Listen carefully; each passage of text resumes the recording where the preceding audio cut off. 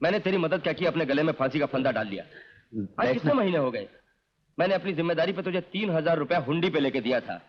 असल तो क्या तूने उसका ब्याज भी नहीं भरा। जब कहता हूं तो कोई बहाना कर देता है। वो हुंडी वाला सुबह शाम आकर मुझे उल्टी सीधी सुनाता है। आज मुझे एक पक्की बात बता दे, तू रुपया कब लौटाएगा? मुझे माफ कर दे नंदू, मेरी वजह से तुझे तकलीफ उठानी पड़ी।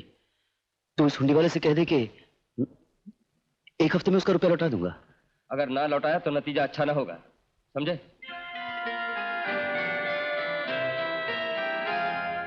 मधु,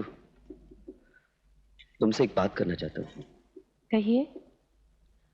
शारदा के ब्याह पर एक दोस्त के जरिए मैंने 3000 रुपए हुंडी पे लिए थे। उस हुंडी वाले ने नाक में दम कर रखा है। उसका रुपया जल्दी से जल्दी वापस करना चाहिए। मैंने अपने प्रोविडेंट फंड में से कर्ज मांगा है।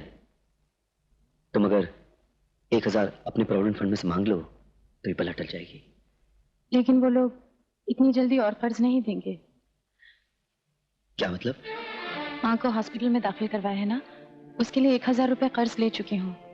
रेडियम थेरेपी के लिए 3000 रुपए लगेंगे। डॉक्टर ने कहा है।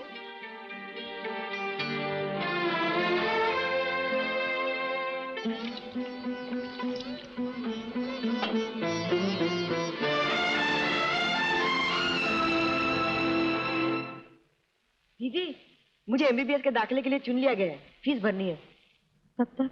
कल आखिरी तारीख है। अच्छा, मैं देखती हूँ। तूने 1 हफ्ता कहा था, आज 1 महीना हो गया। मैं चुप रहूं तो 1 साल भी हो सकता है। तुझे शर्म नहीं आती? जब लोगों के रुपए लौटाने की बात होती तो बड़े आराम से कह देता है तेरे पास कुछ नहीं, मगर अपनी फैमिली पर खर्च करने के लिए तेरे पास रुपए हैं। अपने साले को मेडिकल कॉलेज में दाखिल करवाने के लिए तेरे पास रुपए हैं। क्या कहा? मेरा साला मेडिकल कॉलेज में दाखिल हुआ है? जैसे तुझे कुछ मालूम ही नहीं। देखिए, ड्रामा मेरे साथ मत कर। मैं उस हुंडी वाले को अब और नहीं रोक सकता। तो एक दिन में तूने उसका हिसाब साफ ना किया तो भरे बाजार वो तेरी गर्दन पकड़ लेगा। फिर तू जान और वो जाने। रामनाथ, मैं तेरे जाती मामलों में दखल तो नहीं देना चाहता, मगर जब तेरे माली हालात इतने खराब हैं तो साले को मेडिकल कॉलेज में दाखिल करवाने की क्या जरूरत थी? सुंदर को मेडिकल कॉलेज में दाखिल करवा दिया? जी। ये रुपए कहां से आए? विमला जी से कर्ज लिए।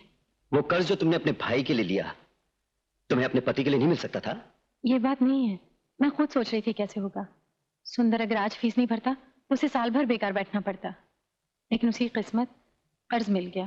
किस्मत सिर्फ तुम्हारे पति की खराब है? हाँ, सुंदर 1 साल बेकार बैठ जाता तो क्या दुनिया खत्म हो जाती? जितना ध्यान तुम्हें अपने भाई का है उतना अपने पति का नहीं, इस परिवार का नहीं। ये क्या कह रहे हैं आप? मैंने उस दिन भी आपको बताया था कि... और मैंने कहा था उसे दाखिल करवा दो।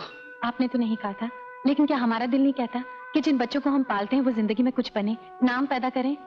जिस पौधे को हम सींचते हैं उस पर फूल खिले तो क्या हमें खुशी नहीं होती? लेकिन जो एक फूल की खातिर सारे बाग को कुर्बान कर दे, लोग उसे बेवकूफ नहीं कहेंगे तो और क्या कहेंगे? इसमें बेवकूफी की कौन सी बात है? कल अगर वो डॉक्टर बन गया तो क्या परिवार की देखभाल नहीं करेगा? मैं आपसे विनती करती हूँ, इस मामले में और कुछ मत कहिए। तुम क्या कहना चाहती हो? बाकी सारी बातों में आज तक तुम्हें मैं ना करता आया हूँ। तुम अगर चाहो तो अपनी तनख्वाह क्यों, मेरी तनख्वाह भी ले सकती हो, और जो लोग तुम्हें ज्यादा पसंद है उन पे खर्च कर सकती हो, क्योंकि ये घर तुम्हारा घर नहीं है, इसके लिए तुम्हारी कोई जिम्मेदारी नहीं है। तुम्हें तो इतनी भी परवाह नहीं है कि जिन लोगों से मैंने कर्ज लिया है वो कल उठकर मुझे जेल भिजवा सकते हैं।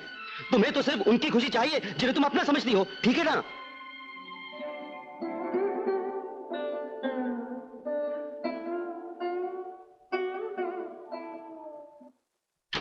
ना ना ना मेरी प्रिया, मेरी रानी, चुप हो जा, चुप हो जा। मेरी माँ, चुप हो जाना। लड़की ने तो आराम हराम कर दिया। ओहो। माँ, मधु कहाँ है? गई है अपनी माँ के पास। इसे साथ नहीं ले जा सकती थी? उसे कहाँ परवाह है? न उसे तेरी चिंता है न इस बच्चे की चिंता है। ये नसीबों जली तो किसी तरह पैदा हो गई है। ठीक है, अगर उसे तेरी देखभाल नहीं करनी है तो ना सही, कम से कम इस बच्चे की तो करे। जब देखो तो माँ के पास भागी रहती है। खुद जिसकी माँ है उसे उसकी चिंता ही नहीं, कूड़े की तरह फेंक जाती है।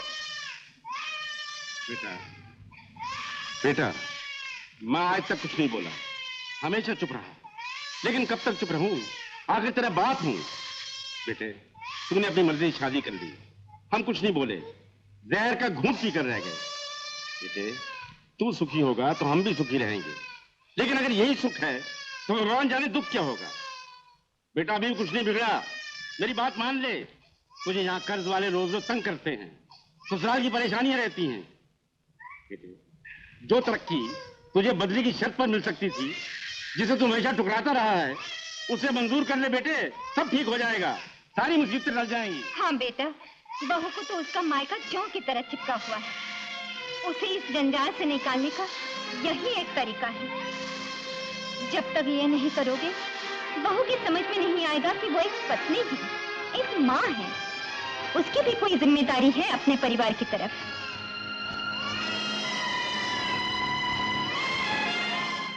मैंने सुना है आप बंबई जा रहे हैं।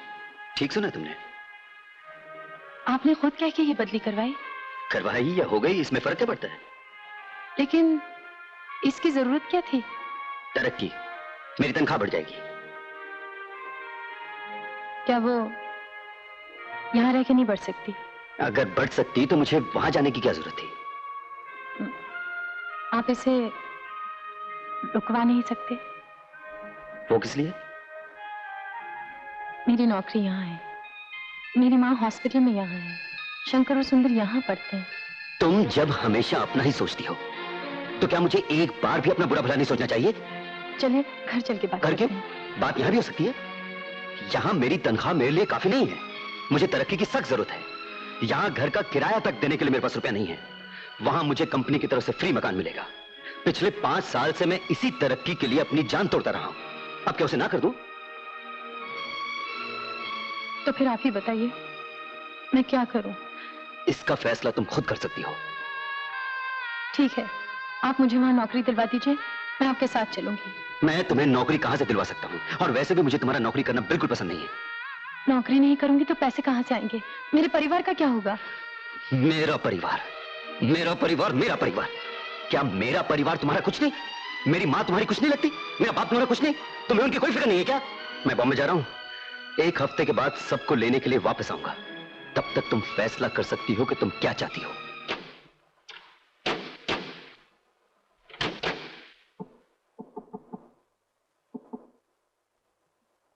अरे राम, तुम आ गए, जीते रहो। आओ बेटे आओ, बहुत दिन लगा दिए, घर की याद ही भूल गए बेटे। सफर कैसा रहा? जी जी ठीक रहा। अच्छा अच्छा, जीते रहो बेटे। बंबई में घर मिल गया? जी पिताजी, हम लोग कल ही बॉम्बे जा रहे हैं। अच्छा। माँ तुम सफर की तैयारी करो। अच्छा, वो कमरे में नहीं है। आजकल वो ज्यादातर अपनी माँ के पास रहती है, अस्पताल में। अरे अभी भी सफर करके आया है, इसे पानी वानी तो पूछो। बेटे से नहीं कहेंगे तो किससे कहेंगे? बेटा, जब से तुम गए हो यही होता रहा है। बेटे कभी कभी आती है, शक्ल दिखाती है और चली जाती है। किरण कहाँ है? उसे भी साथ ले गई है।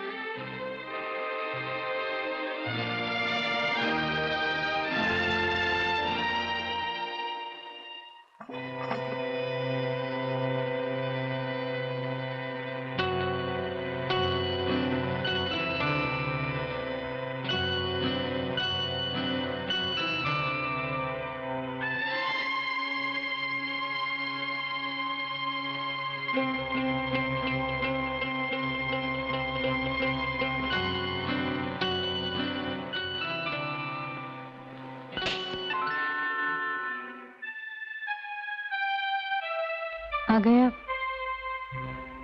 क्या फैसला किया तुमने? मैं क्या फैसला करूं?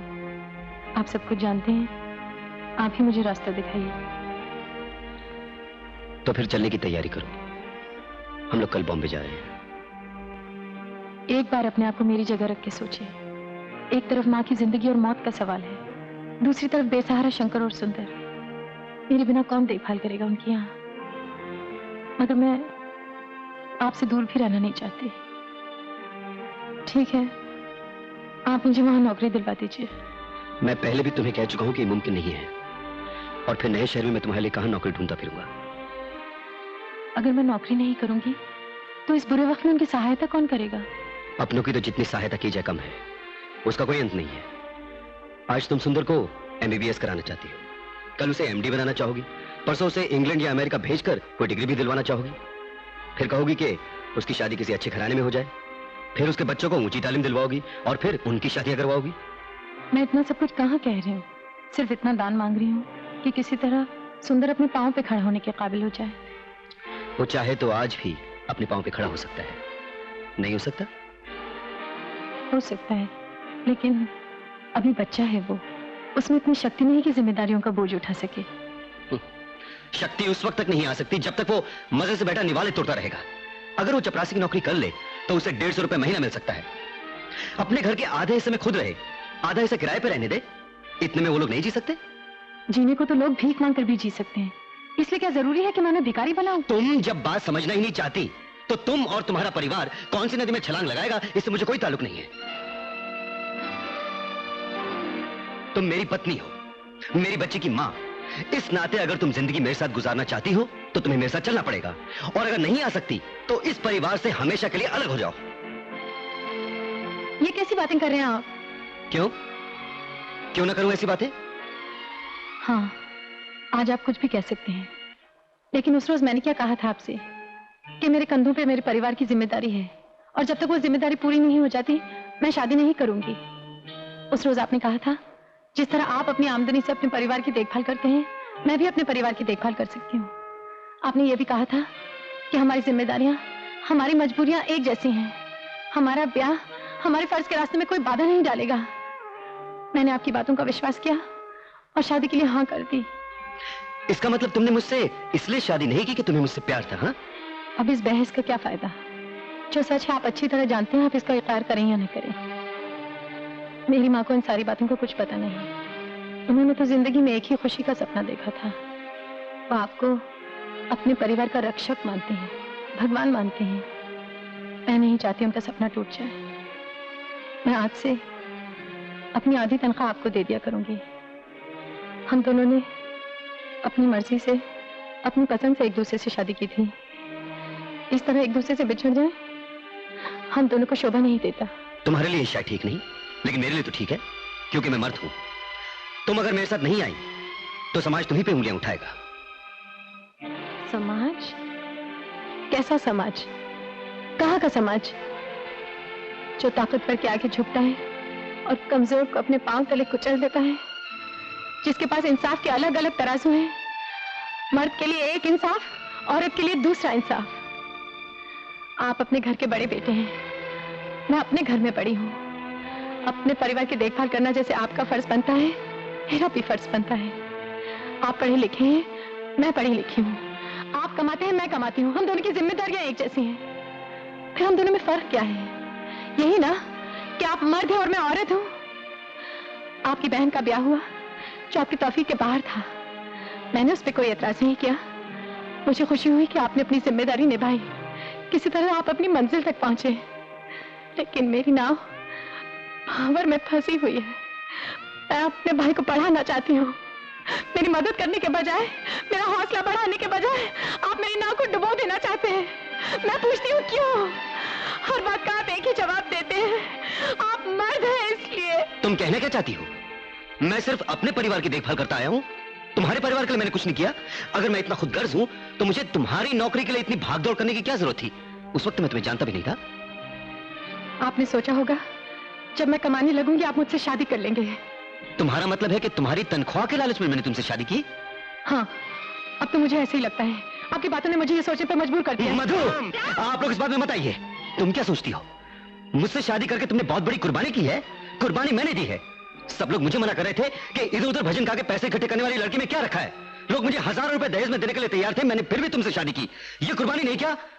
सिर्फ यही एक नहीं, आपने तो बड़ी कुर्बानियां दी हैं। मैंने ही कुछ नहीं किया आपके लिए। जब मैंने आपसे पहली बार कहा मैं मां बनने वाली हूँ, तो मिठाई की जगह आपने मुझे जहर ला के दिया ना।